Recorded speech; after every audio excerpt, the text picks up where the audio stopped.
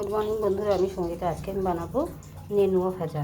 নেনুয়া অনেকে নেনুয়া বলে, অনেকে পড়ুর বলে। তোমরা কি বলো অতি অবশ্যই কমেন্ট করে জানাবে আমাদেরকে। আমরা নেনুয়া বলি। দেখো, এই নেনুয়া ভাজবো, তাই ভাজার জন্য কি কি উপকরণ লাগছে। সামান্য পরিমাণে উপকরণ লাগছে। বেশ খানিকটা পেঁয়াজ, কাঁচা লঙ্কা কেটে নিয়েছি। এখানে নুন, হলুদ, শুকনো লঙ্কার গুঁড়ো আর সামান্য পরিমাণে চিনি দিয়ে আমি নেনুয়াটাকে মেখে নেব। মেখে নিয়ে কিছুক্ষণ আমি রেখে দেব, তাহলে এর ভেতর থেকে যে জলটা থাকে সেই জলটা বেরিয়ে যাবে। এভাবে আমি কিছুক্ষণ মেখে নিয়ে রেখে দেব। দেখো বন্ধুরা, কড়াইয়ে আমি তেল দিয়ে দিয়েছি। তেলটা বেশ গরম হয়ে গেছে। এবার আমি দিয়ে দেবো কেটে রাখা পেঁয়াজ আর লঙ্কা। পেঁয়াজটা অনেকটা পরিমাণে দিতে হবে। পেঁয়াজটা দিলেই তবেই এই নেনুয়া ভাজা টেস্টটা হয়। তাই পেঁয়াজটাকে আমি আগে কিছুক্ষণ ভেজে নেব। আর নুন হলুদ একবারেই মাখিয়ে নিয়েছি, আর আমি ব্যবহার করব না। এইভাবে বানিয়ে খেয়ে দেখবে, ভাতে বলো রুটিতে বলো, খুব ভালো লাগে খেতে। পেঁয়াজের পরিমাণটা একটু বেশি দিতে হবে। পেঁয়াজটাকে আমি এখন কিছুক্ষণ ভেজে নেব। আর এটা নুন হলুদ মেখে রাখাতে দেখো আস্তে আস্তে জলটা বেরিয়ে যাবে। দেখো বন্ধুরা, পেঁয়াজটা হালকা মতন লাল কালার এসছে। এবারে আমি দিয়ে দেব কেটে রাখা পটল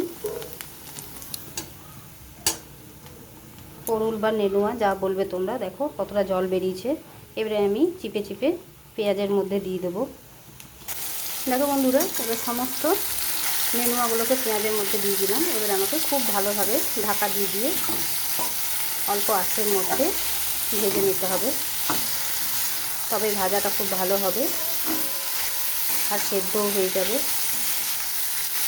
আর খেতে কিন্তু দারুণ লাগে। গরম ভাতে বলো রুটিতে বলো, খুব ভালো লাগে। আর দেখো কতটা জল বেরিয়েছে। এতে যদি আগে থেকে কেটে নুন হলুদ মিষ্টি মাখিয়ে রাখতে আরও জলটা বেরিয়ে যেত।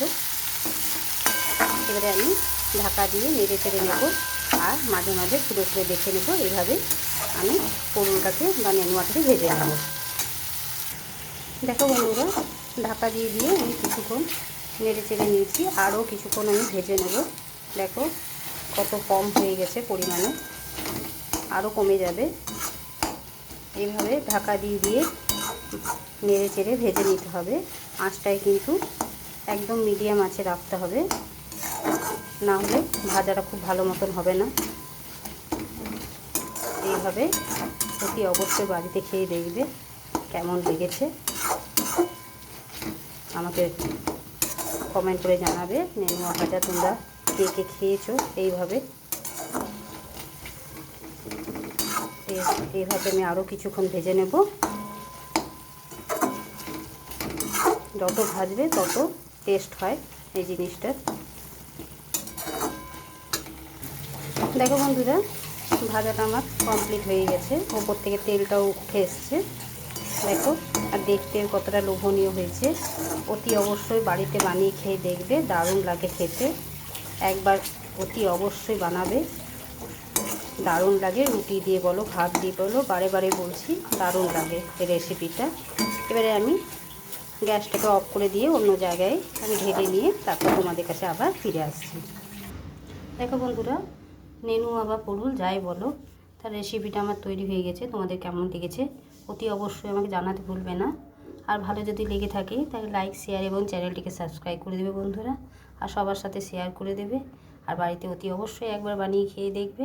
আর আমাকে জানাতে ভুলবে না, কমেন্ট বক্সে কমেন্ট করে জানাবে কেমন লেগেছে। আজকের মতন এতটুকুই। কালকে আবার অন্য কোনো রেসিপি নিয়ে তোমাদের সাথে হাজির হব।